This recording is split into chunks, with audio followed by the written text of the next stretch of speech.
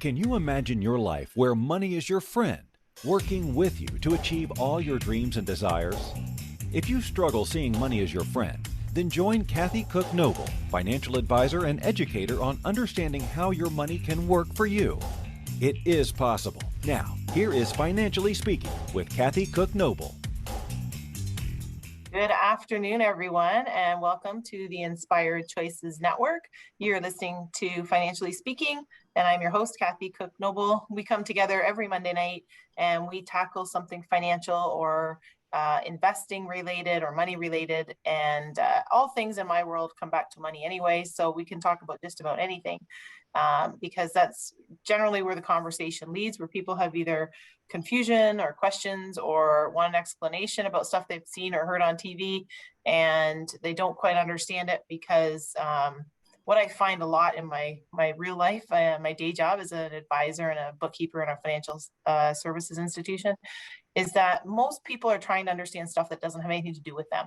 They're trying to understand their neighbor, or they're trying to understand what's happening on TV, or they're trying to understand something they overheard and they're not sure if that should be related to them or not. And the truth of the matter is you really only need to understand your own stuff. And I say it all the time, and I'll say it again, that everyone has that ability to understand their own stuff.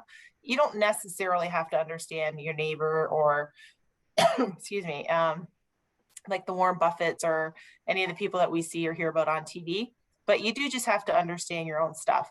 And that's what we try and do here. We also, every so often, get to have special guests join us. And tonight is no exception. We started a series on youth and investing and all aspects of investing. We've had a young couple talking to us about buying their first home. And we have another special young lady with us tonight who is going to talk to us about investing, how she got involved in finance, a little bit of her story. And we're going to talk to her about how she really helps people her age, actually, understanding finance, because she also knows that she can understand her own stuff, and she does understand her own stuff. And I'm going to introduce you to Ashlee Quinn-Hogan. She was born in a small town in St. Thomas, Ontario, Canada. And from a very young age, she took an interest in finance and business and investing.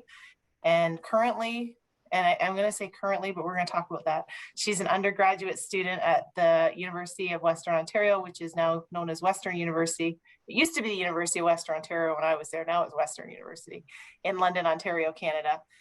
She was studying criminology and psychology, and she is going to be in the fall of this year, 2021, moving on to another program that we'll talk about with her MA in criminology. And although her specialization, I have not said, is business and finance, she's very well-rounded, and she does understand a lot about business and finance, which is pretty fantastic. She's a firm believer that investing with young people and educating yourself in the world of finance is very important. And she's also a very active volunteer, not just in London, but also in St. Thomas. She goes between both her communities, where she was born and where she lives. And she's dedicated to giving back to the communities and also advocating for those marginalized in society.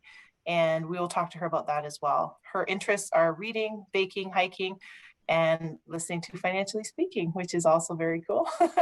So welcome to the show, Ashlee. Thank you for having me. It is so my pleasure. And I love all the time, I've probably told you this, and Ashlee has a sister that I know as well. And I always say, I love talking to people at your age because there's just so much opportunity, and you have so many years ahead for compound interest and investing. And it's just really exciting when you're at that age. And there's so many more things that we can do. There's always stuff we can do. And I like the excitement of each particular puzzle or each particular plan. But when they're people your age, there's so many opportunities all the way around, not just investing. But tell us a little bit about yourself and where you're at and how you got to where you are right now. Sure. Like you said, I am a student at Western University. I actually will be graduating in June. I just finished up my final exams for my final year. And come September, I'm going to be starting my master's at the University of Ontario Institute of Technology.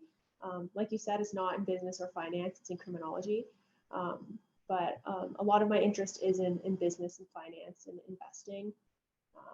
And like you said, it's a really important part of my life, as well as criminology and volunteering. And a lot of the volunteer work I do is with, Correctional Service of Canada, as well as, the Forensic Mental Health Center in St. Thomas. And those things are opportunities that I hold close to my heart. But yeah, so that's sort of where I'm at right now. And yeah. So how did you get into criminology? Because I don't think you started in criminology when you first enrolled at Western. I absolutely did not start in criminology. It's always been an interest. I've always been one of those kids that was interested in crime shows and true crime novels and all of that. And I always just thought of it as, that, an interest. So when I started university, I didn't even start at Western, I started at Queen's, which might ruffle some feathers, but I started there in biology. I had it in my mind that I was going to be some form of scientist, and I finished my first year. Not only did I change programs, I changed schools.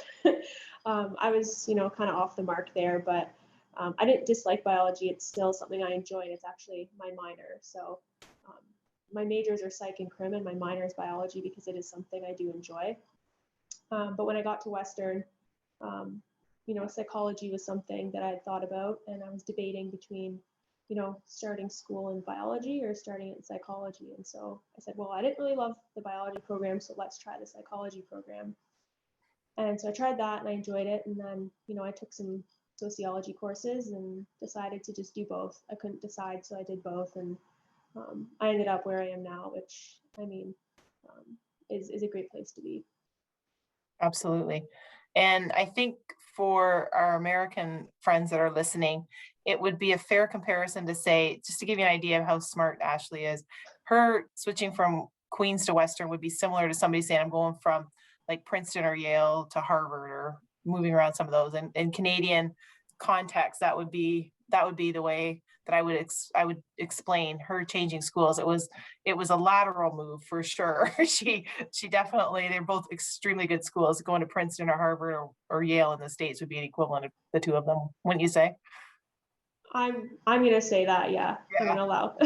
Yeah, that's pretty much how it is. I know it's different in Canada, and for the American listeners, they might be like, oh, I don't know that school well. They'll be able to relate to that because that's the Canadian version. And that's fantastic. You've worked very, very hard, and I know throughout the journey that you made some adjustments, and with schools and programs and stuff like that. And that's not easy, even just emotionally, let alone financially, because you had to move. So people know Queens is not in London. It's not even close to London. It's what, 5 hours away? It's 5 hours, yeah. Yeah, 5 hours, Kingston, yeah. So you made a huge move geographically too. So how did you come about making those decisions, and who did you talk to, and the advice that you got? Yeah, so like you were saying, I grew up in St. Thomas, so it's a small town, and towards the end of my high school years, I really got an itch to get out, like get away from St. Thomas, and the easy move is to go to Western, which is in London, which is 30 minutes away. That's what my sister did, and that's what a bunch of my friends did. But I kind of wanted to look at some options and see how I could fare on my own for a bit. And so Queens, was a nice school. Like you said, it's a prestigious school. It's a great school. And so I decided to go there. It was far enough away that I didn't have to, I was kind of on my own, but it was close enough that I didn't have to hop on any planes or anything. And that was kind of a decision I honestly, I made on my own. My family, they gave me a lot of freedom in deciding where I wanted to go to school and what program I wanted to pursue. So it's kind of up to me, and I made that decision. And it was a great decision. I think if, a lot of people say you kind of ended up back where you were, I kind of ended up back in London. But I think that, being away for just that year, there was a lot of maturing and a lot of growing up that happened. And if I didn't do it, I think I would, be wondering right now what would have happened if I did do it. So I'm glad I did. And the transferring of schools was something that, again, was very kind of on my own. I did talk to my sister because she was at Western, and I talked to her about the process. But everyone was excited for me to come home. When I kind of hinted at it, the idea that, well, I'm kind of thinking about going back to Western for my second year. And everyone was like warm and welcoming, it'll be great to have you back in the area. And my sister was happy to have me there as well. Because that's all I have heard about from her university career, because she's been there for like 100 years, is how great Western is. So yeah, so I always had my family involved in those decisions, but they were good decisions. And for people that aren't completely accustomed to the Canadian university atmosphere, it's not like the US where you apply for all these scholarships and you get a basketball scholarship or hockey scholarship. Yeah, there's some that definitely exist, but it's not like in the US where it's, especially for male sports, where there's a big deal for football and baseball and basketball and hockey and stuff like that, where you get these huge scholarships and you get this free ride basically for school. You were very strategic and you were very organized with your finances, and you organized yourself so that you knew in advance how much you needed and the planning of courses. And maybe just share a little bit, because I know you're very organized with that stuff. And maybe for people that are starting out in their career with school, how would you recommend that they get themselves organized to keep track of that? Yeah, so it's definitely something you want to think about sooner rather than later. I know I'm gonna laugh because neither of my parents went to post-secondary, and my dad tells me this story every single time I see him. Someone came to his door to start education savings plans for me, my sister, and we were really young. And he said that he closed the door in their face basically and said, my kids aren't going to college. I never went to college. And as soon as, my sister and I were 16, 17, 18, and we started talking about, we want to go to university, he was like, damn, like I really should have, taken them up on that offer. But it was okay. And it gave both my sister and I the opportunity to fund our own educations, and look for opportunities to sort of pull ourselves up by our own bootstraps. And so there's a lot of opportunities for students who don't have education savings plans and who don't come from very wealthy families, because university is a huge investment.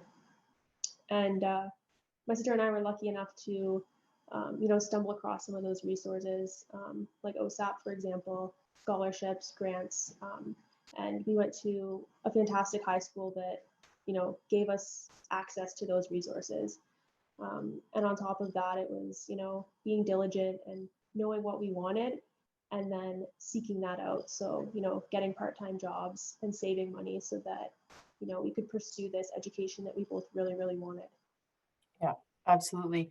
And I'm going to ask you, because I know the time between when you graduated from undergrad and I graduated from undergrad is a few years. Sure. And there was a big difference in my generation of when the parents paid for school, how the kids behaved at school, versus the kids who, just like you described, had to be a little bit more diligent and a little bit more focused on how those mechanics work of getting through school and how they did in school. And we're up to our first break, and I want to ask you to get back. What's your opinion on, and I'm not saying it's a bad thing. I have clients who pay for their kids' education, and I think it's, excuse me, I think it's wonderful if you can do it, for sure. But there's also a lot of benefit to people who are going to school like you, who are doing it the way you and your sister did it, where you rely on yourself and your wits and your ability to, budget and hold a part-time job while you're in school. And I want to ask you if you think there's a difference in the appreciation or the outcome of marks based on who's paying for school. So we're going to take our first break of the night. Don't go anywhere. We have a very, very special guest, Ashlee Quinn-Hogan. She's with us tonight, and she's going to help us with the younger generation on getting their financial house in order, starting to even look at having a financial house, and understanding that everybody does have some kind of estate. So we need to start talking about it as soon as we can. So don't go anywhere. You're listening to Financially Speaking on the Inspired Choices Network. I am your host, Kathy Cook-Noble, and we will be right back.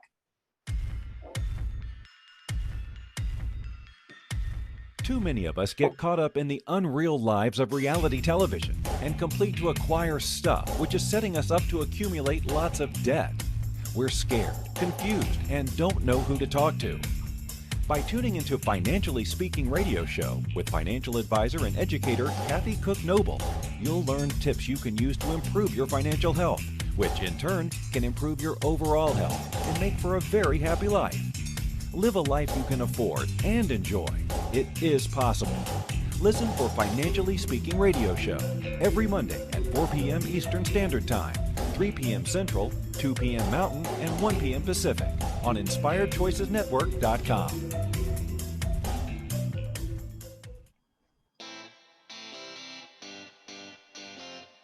Are you a subject matter expert? Are you here to share your expertise with an audience waiting to hear from you in only the way you can deliver? Are you ready to have your voice amplified across the airwaves? Inspired Choices Network has a global radio platform streaming to millions of people across the world.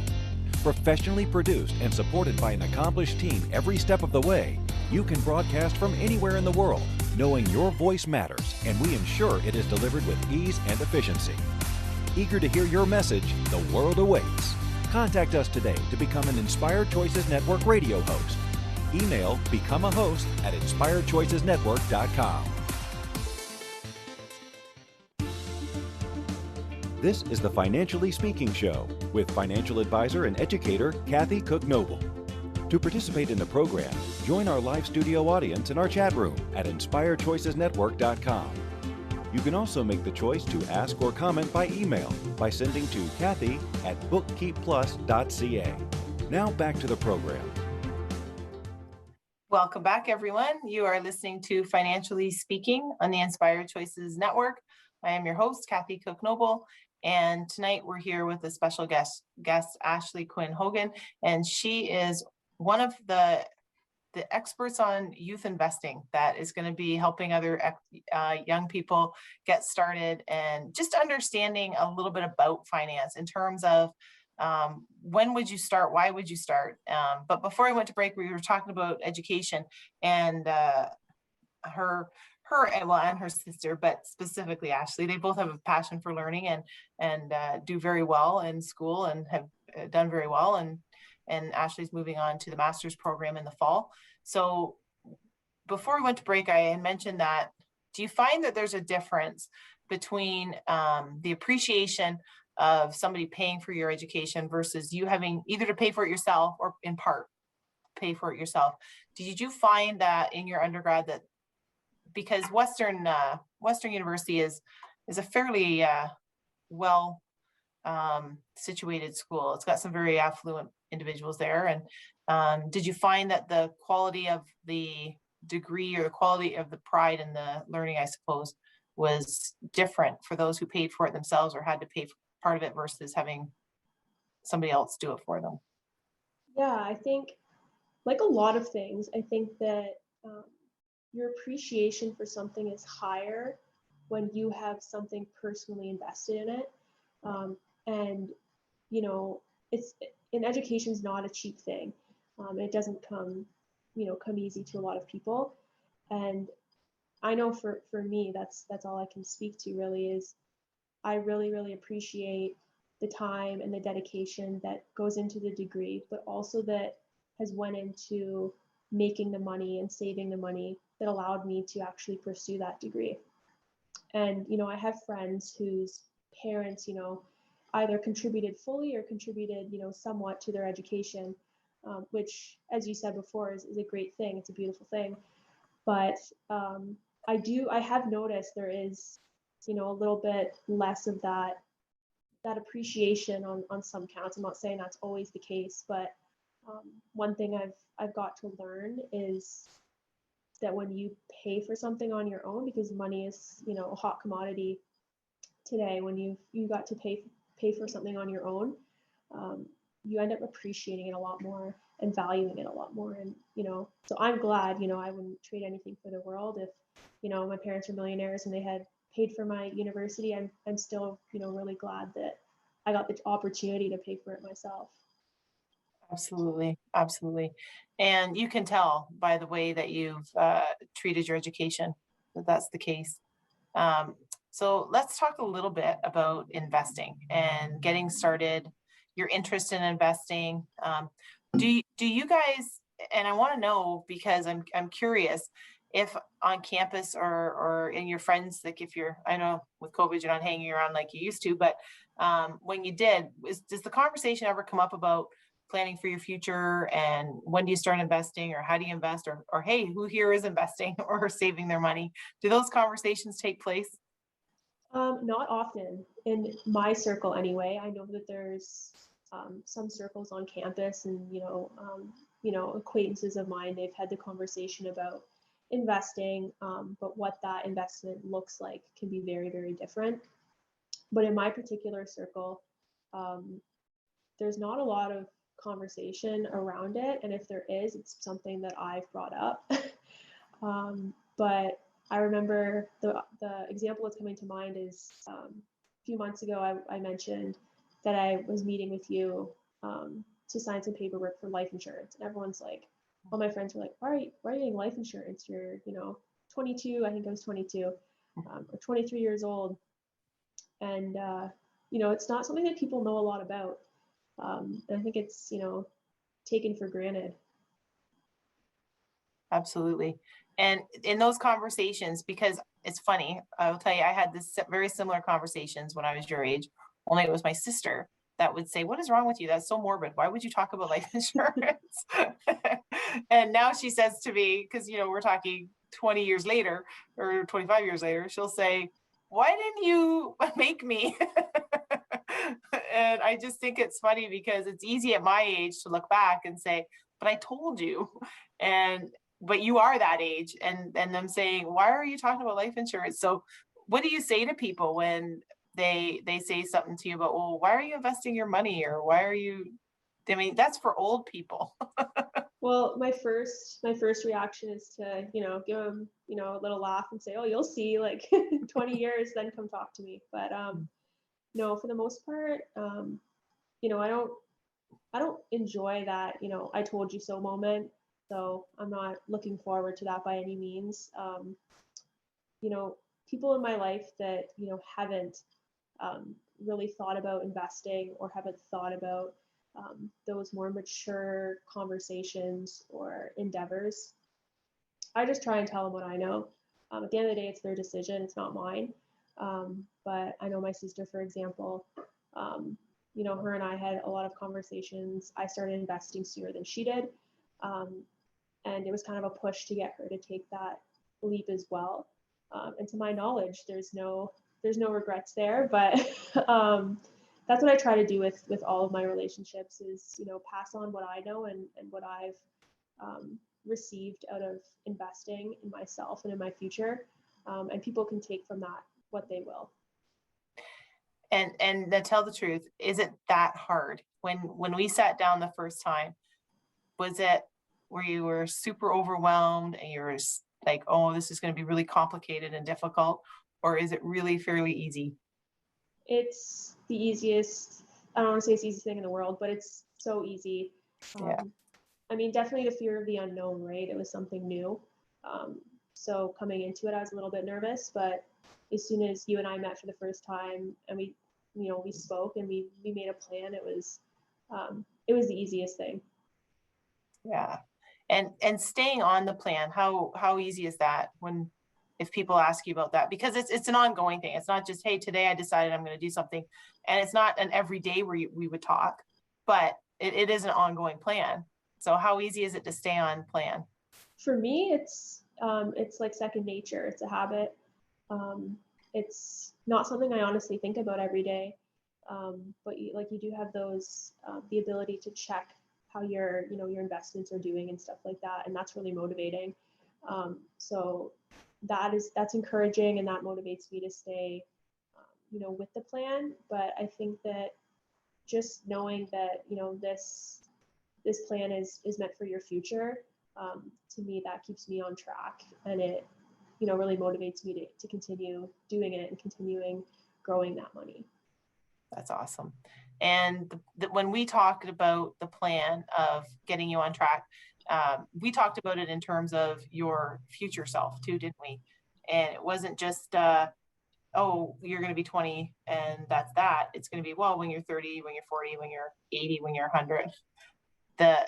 Just so people know that when we talk about financial planning, it's not just about today. And yeah, the education, of course, we talk more about than we did retirement because that's the stage that you're in. But planning, don't you find that it really is the whole spectrum of time that you're going to be, the different ages you're going to be hitting? Yeah, and I think like the younger you are, so I think I was 18 turning 19 when I started investing. And the younger you are, I think the more, obviously, the more time you have. So, the more option you have for, different milestones. And like you said, education was a big part of mine. But, it's also like education's ongoing. So we've also started looking at, retirement plans, down payment for a house, all these other things that, are 5, 10, 15, 20 years, even more than that down the road.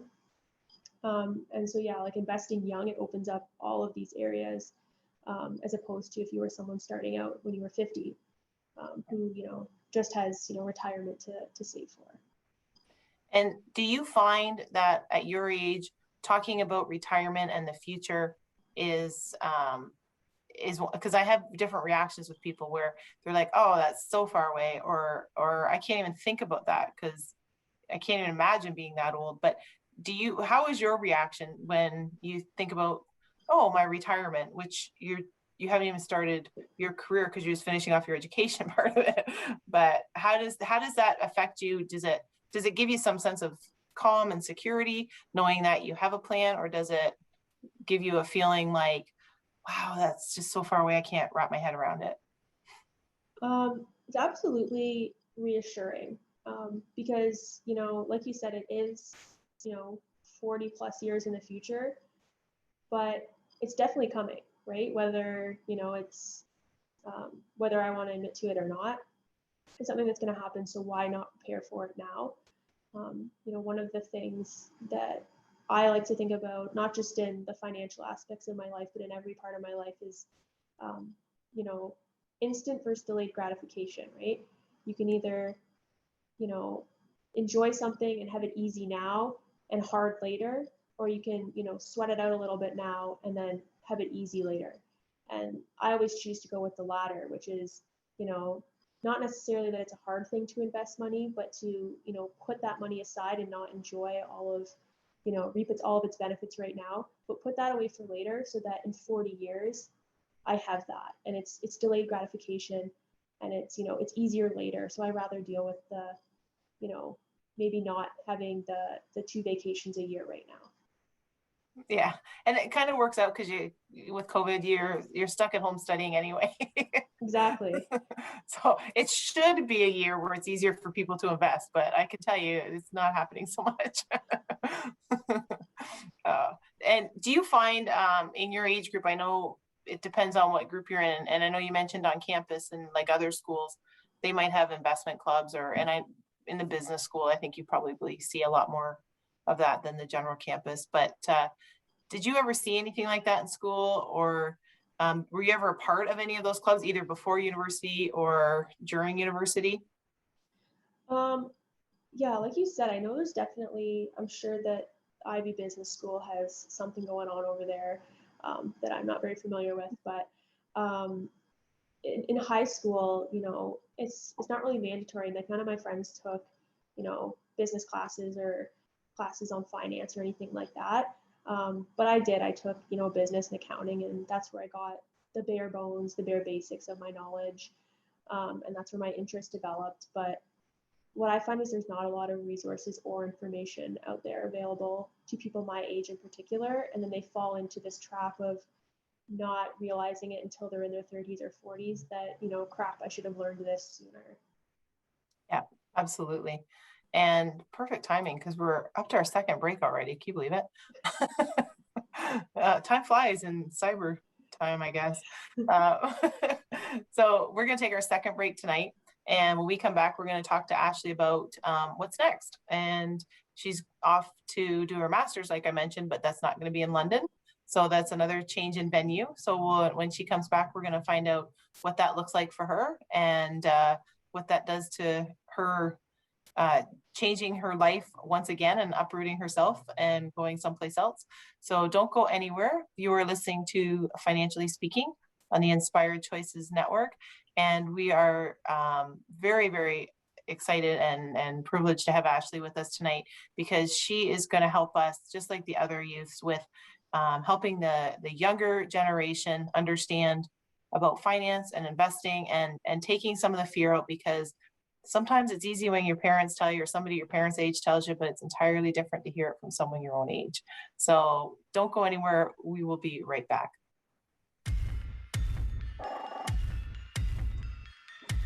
Too many of us get caught up in the unreal lives of reality television and complete to acquire stuff, which is setting us up to accumulate lots of debt. We're scared, confused, and don't know who to talk to. By tuning into Financially Speaking radio show with financial advisor and educator Kathy Cook-Noble, you'll learn tips you can use to improve your financial health, which in turn can improve your overall health and make for a very happy life. Live a life you can afford and enjoy. It is possible. Listen for Financially Speaking radio show every Monday at 4 p.m. Eastern Standard Time, 3 p.m. Central, 2 p.m. Mountain, and 1 p.m. Pacific on InspiredChoicesNetwork.com.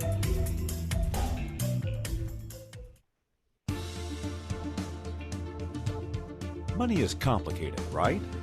Actually, no, it's not. You don't have to be a trader on Wall Street to get a handle on your money. TV shows often instill fear to keep you believing you can't understand it or do anything yourself. If dealing with your finances brings up a lot of other F words, then you need to read All Ladies Should Use the F Word, A Guide to Loving Your Finances by Kathy Cook-Noble. Kathy helps you take control of your finances and leave the other F word, fear, in the dust.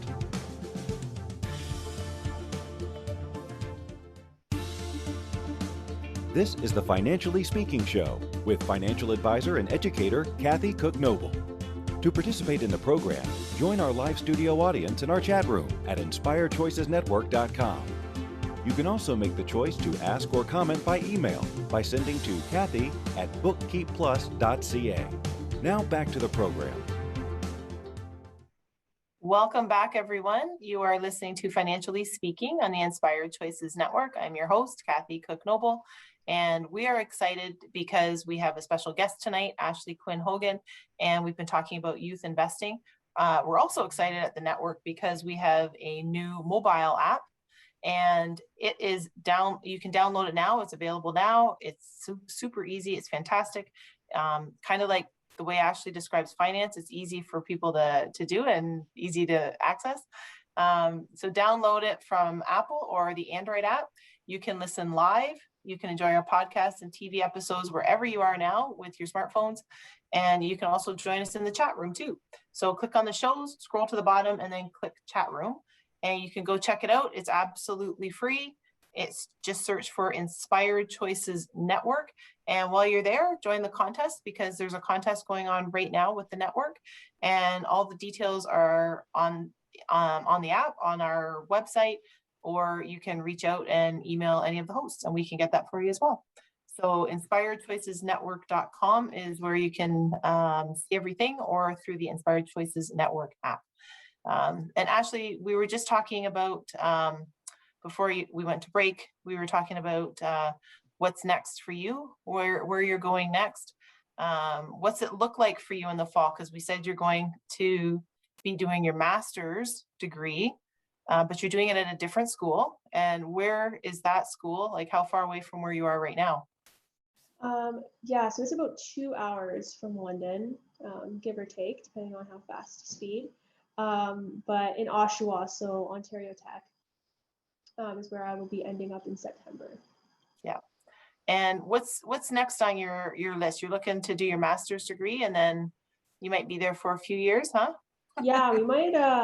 There's some ideas kicking around in my brain. We might sprinkle in a PhD, but one step at a time. Yeah. Yeah, some planning was going into that, that's for sure. So tell us, what's getting started, like you have a I always say you have a very, and it's not like I talk about you all the time, but every once in a while I do use you as an example of how you got it together.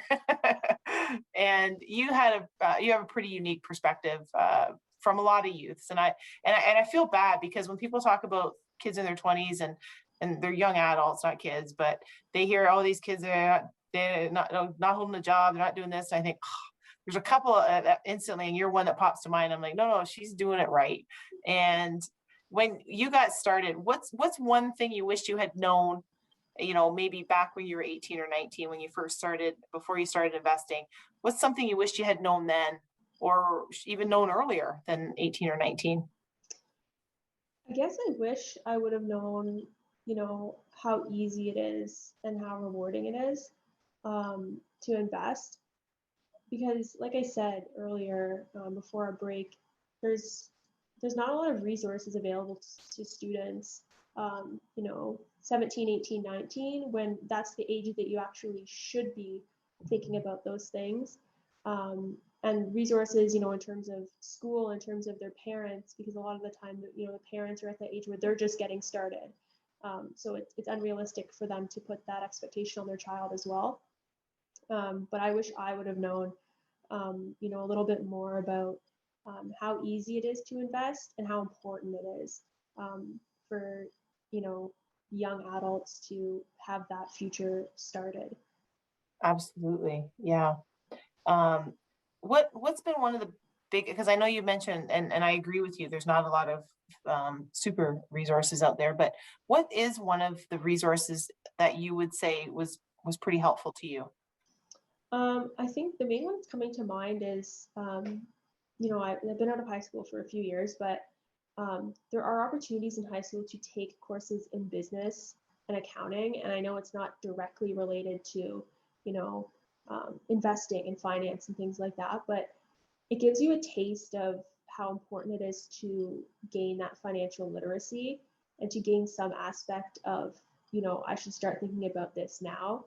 And I know in my high school business class, there's a program in St. Thomas, and it's actually all over Southwestern Ontario, called Junior Achievement. And I'm sure most of us are familiar if you're from the area. But they came to our business class, and they were going to business classes all throughout high schools in St. Thomas, and talking to students about how important, it is to consider business. And that was one of the extracurriculars that I did in, I think I was in grade 10 or 11. And even that gave me my first taste of what it's like to, um, look at the finances of a business and just, gain experience looking at why finance is an essential part of everybody's life and a part of, daily life as it is. Yeah, and that's actually a really good program that you brought up too, Junior Achievement. And for those of us that are familiar with it, and those of you that aren't, I'll just share a little bit that's where businesses and the youth come together and through the schools, and they directly have business, community business people guide them on understanding how to put business plans together, and a bit of entrepreneurship. Really, it's kind of like training or teaching a little bit of entrepreneurship for people in high school, so that they learn a little bit about how to understand reading numbers and why it's important to know what your costs are in certain things so that you can make a profit in business. But it's the same principles in your personal life as it is in your business. You want to make sure there's more money coming in than there is going out at the end of the month. And I think that's a really good concept for people to learn, and a really good principle that they should get a good handle on. So that's very good, that program. I'm glad you brought that up. That's really a good one. What's some advice that you would give to people, and what age would you give them advice to start looking and talking about money? Start now. Doesn't matter how old you are. You could be, 17, 18, you could be younger, you could be older. It's never too early to start. You don't want to, be that person. I have those family members that are always like, I should have started when I was your age. Don't be them. Be the person that starts, when you're 18, 19, 20. Whatever age you are, now is the time to get started, and to really start thinking about, your financial future. Yeah, absolutely. Great advice. So we've got a couple years left of school now. What does it look like when you're out for you? What kind of career are you thinking you're going to pursue? Maybe a career in finance? I don't know. Yeah, at this point, I'm kind of all over the place in terms of, what my degrees are and what my, my knowledge base is. Like you said, I have 2 years of, my master's to see, um, what I like in the field of criminology. My research is going to focus around reintegration and recidivism.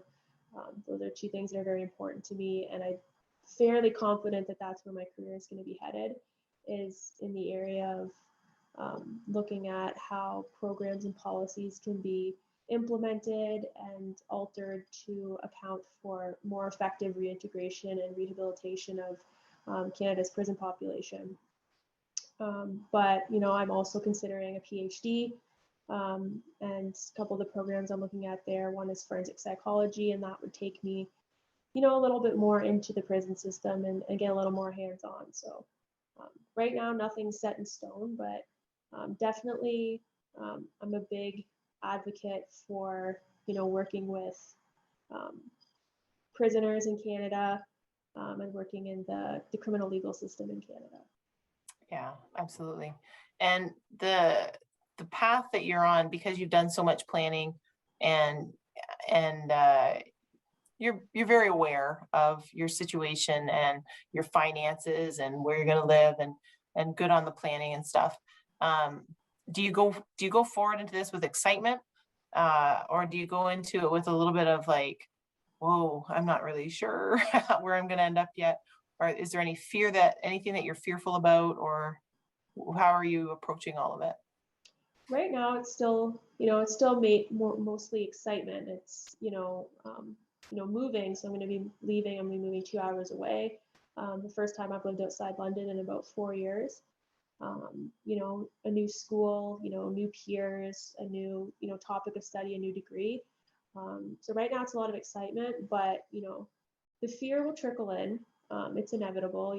Change is something that's scary to human beings. But I think more than anything, I'm excited to sort of, uproot myself again and branch out and, see what Oshawa has to offer, see what, this master's program has to offer, and see how I can, the next chapter of my life, I guess. Yeah, exactly. And how have things changed for you? Because obviously with COVID happening and the new changes that we have under, social distancing and online learning and all that kind of stuff, how has that affected you currently, and how is that going to affect your future program?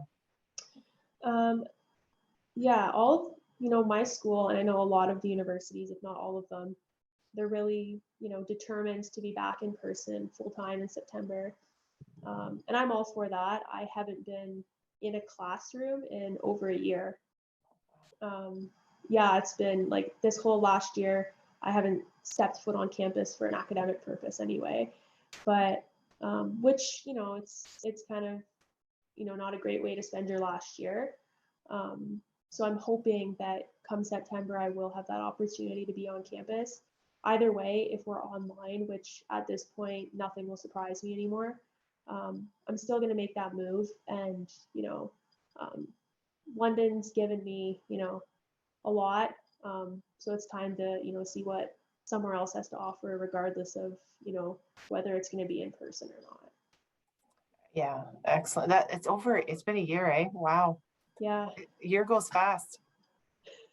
Absolutely. So does an hour, because we're up to our third break, if you can believe it.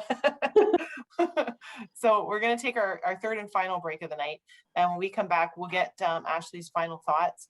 And I'll put her in the hot seat and just ask her if we had reverse roles, what should I ask her that I didn't ask her and that she would like to share with us. So don't go anywhere. You're listening to Financially Speaking on the Inspired Choices Network. I'm your host, Kathy Cook-Noble, and our special guest tonight has been Ashlee Quinn-Hogan, and she will be joining us right back. So don't go anywhere.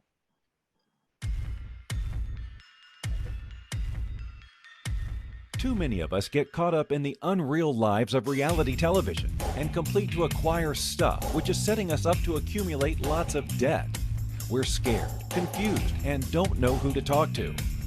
By tuning into Financially Speaking radio show with financial advisor and educator Kathy Cook-Noble, you'll learn tips you can use to improve your financial health, which in turn can improve your overall health and make for a very happy life. Live a life you can afford and enjoy. It is possible. Listen for Financially Speaking radio show every Monday at 4 p.m. Eastern Standard Time, 3 p.m. Central, 2 p.m. Mountain, and 1 p.m. Pacific on InspiredChoicesNetwork.com.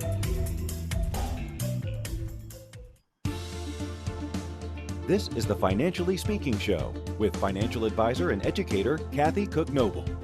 To participate in the program, join our live studio audience in our chat room at InspiredChoicesNetwork.com.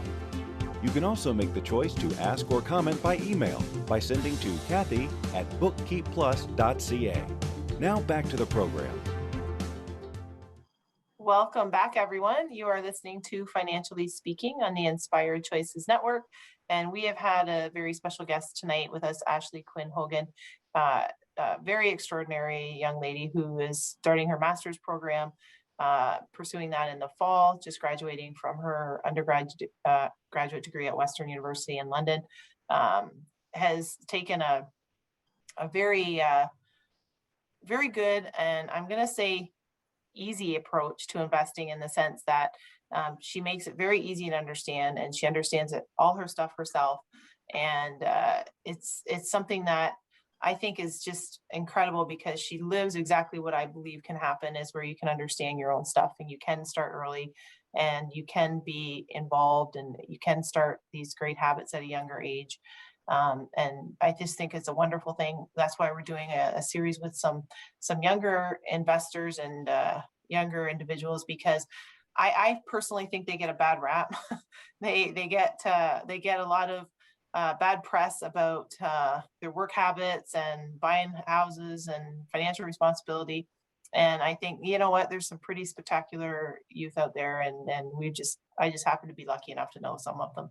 So I'm really grateful that you came, Ashlee, tonight.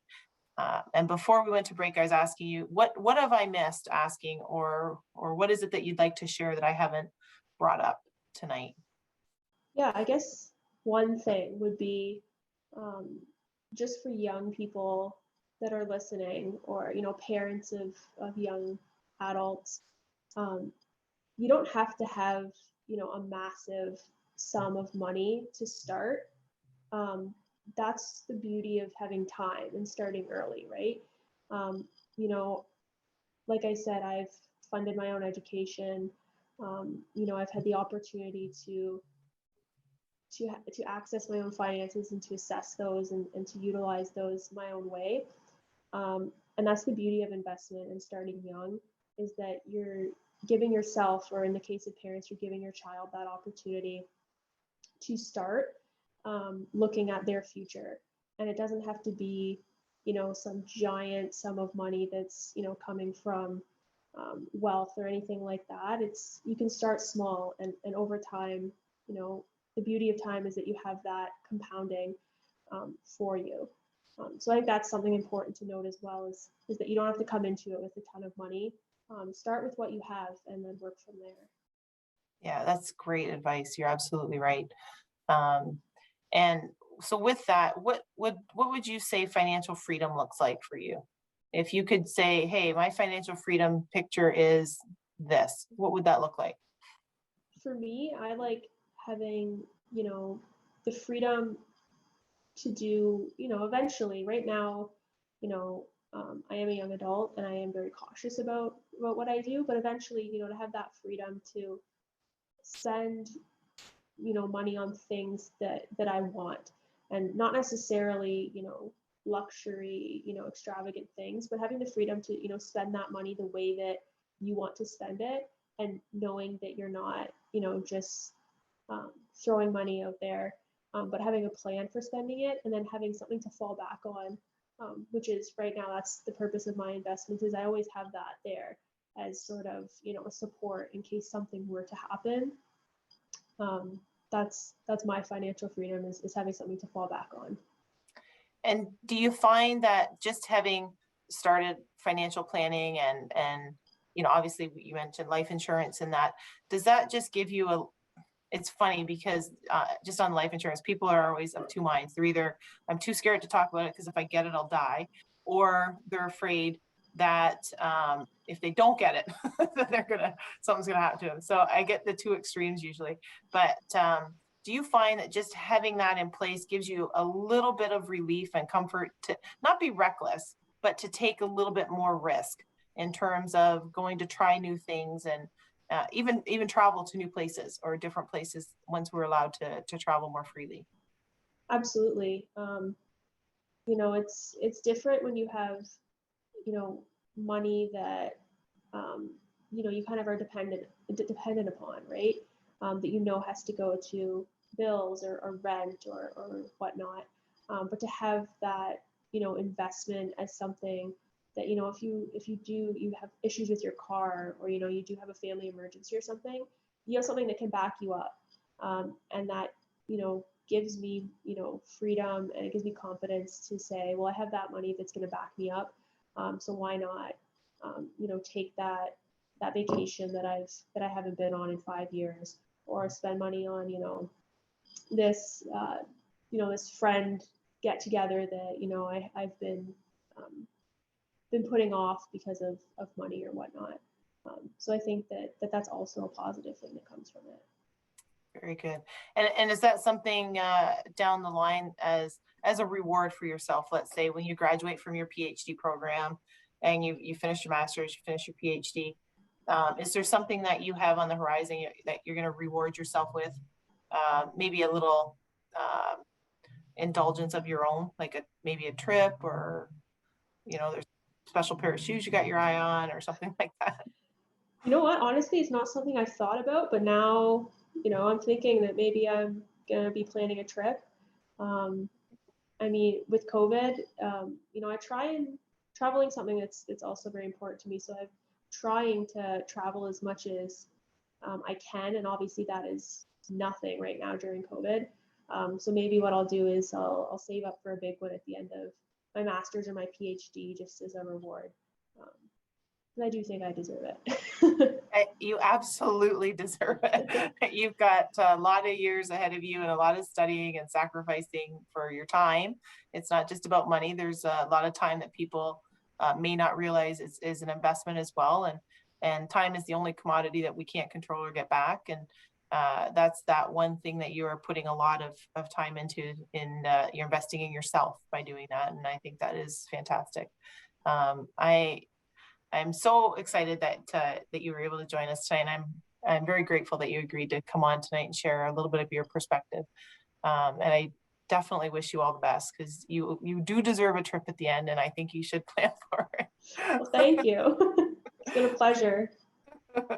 Is there anything else that we haven't touched on, either for school or for investments? Because we have about a minute left where we can share a little tidbit with anybody. As far as education goes, it's not just about investments and how you pursued it. It's about doing well and getting through school too, especially you adjusted from full on campus to COVID, don't know what we're doing kind of in between, to full on COVID. So any inspiration there? Yeah. We're at a point, and I think that COVID's allowed us to see this better than anything, is you kind of have to go with the flow. You got to roll with what's thrown at you, and learn to see the positive in what you're given. COVID brings out a lot of the negativity in the world. And I think if you want to embrace that negativity, that's totally your choice, and that's the beauty of it. But I think that you can choose to be positive, and choose to see COVID as a time for self-growth. That's a perfect way to end. Thank you so much, Ashlee. Thank you for having me. Thank you for choosing to listen to Financially Speaking Radio Show. Kathy Cook-Noble will return next Monday at 4 p.m. Eastern Standard Time, 3 p.m. Central, 2 p.m. Mountain, and 1 p.m. Pacific on InspiredChoicesNetwork.com. We hope you'll join us. Until then, have the best week of your life by making the choices that bring you all that you desire.